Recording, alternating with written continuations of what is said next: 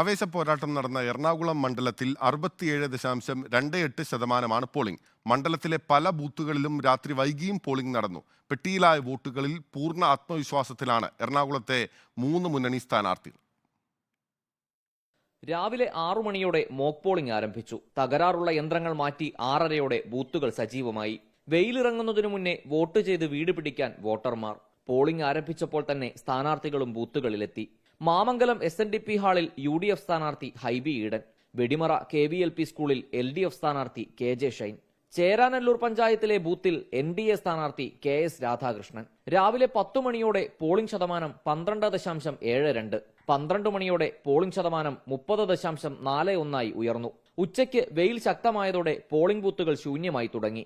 വെയിൽ കുറഞ്ഞതോടെ വീണ്ടും പോളിംഗ് ബൂത്തുകളിലേക്ക് ആളുകളെത്തി. അതിനിടെ സെലിബ്രിറ്റി വോട്ടർമാരുടെ വരവ്.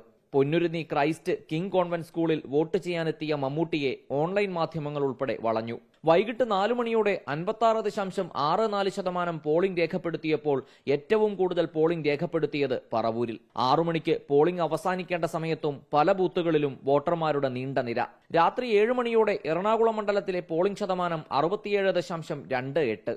ഇതിൽ സ്ത്രീ വോട്ടർമാർ 65.36%, പുരുഷ വോട്ടർമാർ 69.33%, ട്രാൻസ്ജെൻഡർ വോട്ടർമാർ 26.66%.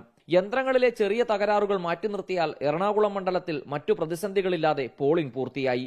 വോട്ട് രേഖപ്പെടുത്തിയ ശേഷം മണ്ഡലത്തിലെ വോട്ടർമാരെ കാണുമ്പോഴും സ്ഥാനാർത്ഥികൾക്ക് പൂർണ്ണ ആത്മവിശ്വാസം. റിപ്പോർട്ടർ, കൊച്ചി.